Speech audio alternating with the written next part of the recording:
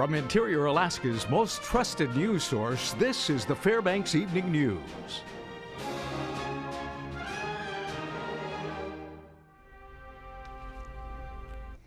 Welcome to the Fbx Evening News. Motorists had to find alternate routes to a major Fbx thoroughfare for a few hours today. That's right. Police issued an alert at 8:30 this morning saying there was a utility incident. Pegger Road was shut down between Airport Way and Davis Road until 1 this afternoon because of a natural gas leak. Businesses in the area of the leak were evacuated, including the state facility that houses the D detachment offices of the Alaska State Troopers. Detachment Commander Captain Ron Wall was one of those displaced by the leak. We were having a subcontractor repair a water main that was broken over the winter when it thawed. Inadvertently, the subcontractor then damaged the natural gas line, causing a rupture, and then resulted in the evacuation of our facility as well as other businesses on Pegger Road. We're talking about the Fire Marshal's Office, the Department of Motor Vehicles, the Alaska State Troopers, any of the other businesses right around the area. I'm sure there's several hundred people were removed, as well as the interruption of a major thoroughfare in the Fairbanks area. The murder trial of 22-year-old Nathaniel Kangas continued today with more jury selection in the Fairbanks Superior Courthouse. The 108 jurors that were originally called continued to be questioned today, and at least 40 new jurors are expected to be called tomorrow. Jury selection is expected to go on until at least Thursday. Kangas is accused of shooting 2 Alaska State Troopers to death in Tanana on May 1st, 2014, when they tried to arrest his father, Arvin Kangas. Alaska State Trooper Sergeant Scott Johnson and Trooper Gabe Rich had gone to the village to investigate a report that Arvin Kangas had threatened a village public safety officer with a gun. A North Pole man arrested for the possession of a controlled substance, stolen gun charges, and for shooting of a moose out of season pleaded not guilty today in Fairbanks Superior Court. 41-year-old Brian Johnson allegedly took the moose during a closed season and without a hunting license. Troopers who investigated the scene say it was also determined that Johnson was a convicted felon in possession of a handgun that had been reported stolen and was also in possession of illegal drugs. According to the report, Johnson had also fired shots at a nearby residence. His next court date is set for July. A Fairbanks man pleaded not guilty in Fairbanks Superior Court today for threatening people with a smoke grenade, burglary, and assault. 35-year-old Justin Nelson is charged with possession of explosives, first-degree burglary, and multiple assault charges. According to troopers, Nelson had broken into a village maintenance building in Northway, Alaska. When confronted about the break-in by witnesses, Nelson allegedly threatened them with what he said was a hand grenade, but was actually a smoke grenade. According to witnesses, he looked to be under the influence of alcohol and drugs. When troopers arrived, Nelson resisted arrest and made threats to authorities. His next court date is set for June. A Fairbanks man pleaded not guilty in Fairbanks Superior Court today for allegedly stealing 5 vehicles within a 24-hour period. 24-year-old Sergi Delaney is charged with multiple counts of first-degree vehicle theft along with trespassing and burglary. According to the troopers, authorities were notified April 21st by Rolling Stone Gravel that someone had taken a company vehicle and left a Sun Air Sheet metal pickup in its place. A few hours later, a resident in North Pole reported their Ford Edge had been stolen with the Rolling Stone vehicle in its place. The Edge was left at another home and a Ford Escort was taken from that location. The Escort was then left in a different spot and a Toyota 4Runner was determined to be missing. Finally, a cabin break-in near the 4Runner was reported and Delaney was found walking down the road. He told authorities he had been using drugs and had no memory of the events. His next court date is set for June. When we come back, the Fairbanks North Star Borough Assembly is allocating time tomorrow specifically to vote on the controversial hydronic heater ordinance. Also, there are a lot of movies, books, and toys related to superheroes, and they can have an effect on your children. Monty Bowen explains in this week's Health Report. Stay with us. Welcome back. The Fairbanks North Star Borough Assembly is allocating time tomorrow specifically to vote on the controversial hydronic heaters ordinance, which will be in front of Assembly members for the 3rd time. Ryan Grimes has the story. The Assembly is reconvening at the Borough Administrative Building tomorrow at 6 to continue its regular meeting from last week. The main topic of discussion is whether or not to approve the hydronic heater ordinance sponsored by Assembly members Van Lawrence and Matt Cooper. If passed, the borough would ban certain types of hydronic heaters within its air quality control zone and allocate $2.2 million to a voluntary stove removal and replacement program. The sponsors say the point of the measure is to reduce air pollution in the borough. It's compelling people to change out the dirtiest hydronic heaters. It's not asking them to. So it's an important decision to be made by the Assembly, and I'm happy we're going to finally get to it on Wednesday. You know, these are devices that aren't really designed to be operated as they're being operated, so even when people are trying to operate them, they're putting out the most emissions. You know, we have studies that indicate that one outdoor hydronic heater is equivalent to about 75 wood stoves in terms of emission output. So we're really trying to focus on a device that is hard to make run properly. There are very few of them. There's less than 250 in the borough, but the benefit of getting rid of those 250 will be substantial in terms of our winter air quality. However, there are opponents of the measure sitting on the Assembly too. Assemblyman Lance Roberts says the ordinance will play a part in additional restrictions to home heating appliances in the future. I think it's kind of a split right now, and mostly because while a lot of the Assembly, certainly a majority, as you can tell from the last ordinance, the last big ordinance that produced the air quality regulations, a lot of the Assembly supports air quality regulations. But I think less of them are willing to go to this point where they're telling people you have to change it out for this summer or you can't use it. That kind of taking, I think even a few more Assembly members are having a problem with. Plus, you stop all the change-outs on wood stoves when you do this, because they're going to stop the program to only replace hydronic heaters, and now none of the wood stoves can get changed out. I know there's going to be a lot of debate. There's going to be amendments presented, and so I'd rather do it right than do it in a hurry. This is Ryan Grimes reporting.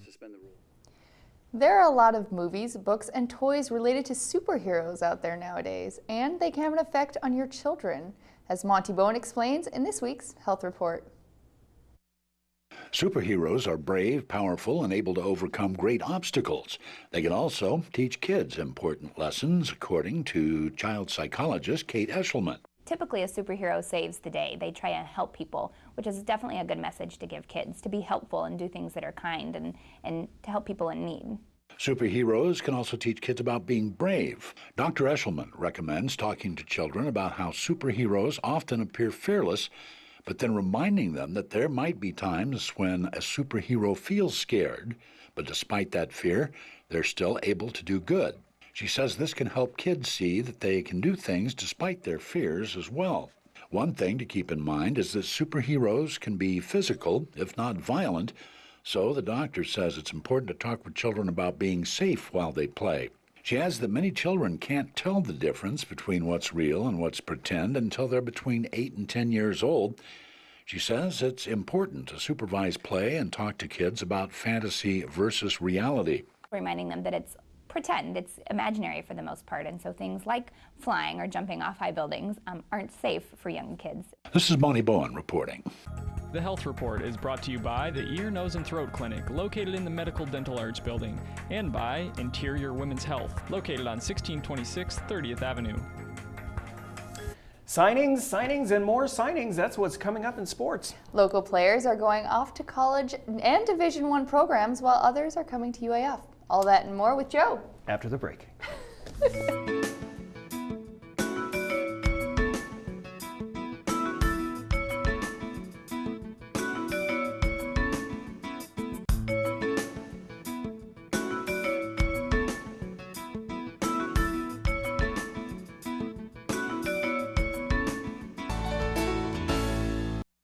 Welcome back, Interior Alaska. It's time for the Tuesday Sportscast. Lots of signings to talk about, and perhaps the biggest is local product Scooter Bynum. Bynum will be playing Division I baseball next year. After 2 years at Arizona Western College, Bynum will be going to Northern Illinois. The NIU Huskies play in the Mid-American Conference. So far, NIU is 18-25 this year and 12-6 in conference play, second in their division. Bynum of Monroe fame and a former goaltender had a great sophomore season in Yuma, Arizona as a center fielder. He hit .351, 33 RBIs, 5 homers, scored 35 runs, and stole 6 bases in 51 games for the Matadors. Bynum is just the second interior baseball player to move up to the Division I level. West Valley's Andrew Wixon signed to Arkansas Pine Bluff in 2011. Bynum was drafted by the Cincinnati Reds in the 18th round of the 2015 MLB Amateur Draft as well. You've been hearing UAF men's basketball head coach Mick Durham sign players to his team. Well, Cody Bench is doing the same for the women's team. Monday, the team announced the signing of Lexi Carpenter. Carpenter is a scoring guard out of East Valley High School in Yakima, Washington. She was a 2A All-League and All-State selection this past season, averaging 16.2 points, 7.2 rebounds, and 3.5 steals per game. She also scored over 1,200 career points. UAF graduated 4 seniors from last year's team that won double-digit games for the second year in a row. Carpenter joins Palmer's Kiana Till and Alaska 2A Player of the Year Kylie Wallace out of Petersburg in Bench's recruiting class. More national letter of intent signings, and this time it's Lathrop's turn as they have their week of college commitments. Here's the latest from Lathrop. What do you do when you sign a national letter of intent with your twin brother? Dance, of course. The Maiden Boys, Glenn Jr. and Garius, signed to play football for Mendocino College in Ukiah, California. Glenn, a quarterback, and Garius, a running back and wideout, were first-team All-State and All-Rail Belt Conference picks the last 2 seasons for Lathrop. It was more of a family decision. We wanted to stay together, make it easier for us. It's also on my mom's part, too, because she thinks it would be easier for us, too, to be together and helping out one another while we're down there. The Maidens are also in the construction business. They helped rebuild Lathrop's program into state contenders. Now they are headed to a program that hasn't had a winning record since 2009 and went 2-8 last year. But they will join former teammates Ryan Perdue, Jamari Whiteside, Detrell Hartney, and Jaquise Cannon. We worked hard for what we have now, and, blessings came. And, I just feel that we can go down there and change the atmosphere and, just work hard with Ryan and Jamari, and, hopefully that rubs off on everybody else.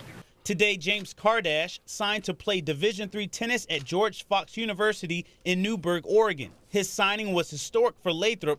Kardash becomes the first Lathrop tennis player to commit to a college program. Kardash won a state title in 2013 in boys doubles, and he has a 4.23 GPA. George Fox looks to be a great fit for Kardash. I also plan on majoring in computer science, and it's like 20 minutes outside of Portland, and Portland's a really big tech hub, so that's, I feel, a good place for me to go. It's going to be a challenge for me to get my playing time, and that's something that definitely motivates me, that they're a successful program. One team is coming off of their first loss, and one team got their first win of the season, so the momentum may be with the latter. But on Monday night in girls soccer, in the rivalry game, West Valley was able to skirt past the Lathrop Malamutes. Kiara Simpson cleans up at the net, and her 21st goal of the year gave the Wolfpack a 1-0 lead at the half. Simpson would set up Jamie Gillis in the second half for the all-important insurance goal coming up. The back line of West Valley was tough against the Mutes and the Wolfpack. They bounced back from their first loss of the year to South over the weekend with a 2-0 win over Lathrop. In softball, the Hutchinson train keeps on rolling. They're off to a pretty good start to the season. Last night, they went up against the Allison Ravens in Mid-Alaska Conference matchup. The offense and defense was on point for Hutch. Kelly Reagan, she struck out 7 and went 2 for 2 with 2 RBIs. Riley Jacobs went 2 for 3 with 3 ribbies for the Hawks as well. Reagan and Kimmy Duffield combined for a no-hitter as the Hawks cruised to a 15-0 win in 3 innings. Hutchinson is 4-0 and 3-0 in the MAC. They play rival North Pole tonight. Down in Delta Junction, the Huskies sweep Monroe 7-5 in Game 1 and 17-1 in Game 2 of a doubleheader. Monroe did get some revenge in baseball as the Rams defeat the Huskies 17-10. Isaac Lorkey had the big game with 4 RBIs and a triple on 3 for 5 hitting. Dylan Steele scored 6 runs and had 2 ribbies for Monroe as well. Evan Wilkin, he struck out 9 in a complete game for Lathrop as they beat Allison 12-1. James Kardash and Steven Trulio both had 3 ribbies for the Malamutes in the win. And that's it for sports tonight. Thanks for watching. Mike Schultz is back, and he has your weather forecast after the break. We'll catch you next time. Hey everyone, welcome back in. It's time once again to take a look at the weather. Mike Schultz with you, returning from my trip to Washington, D.C.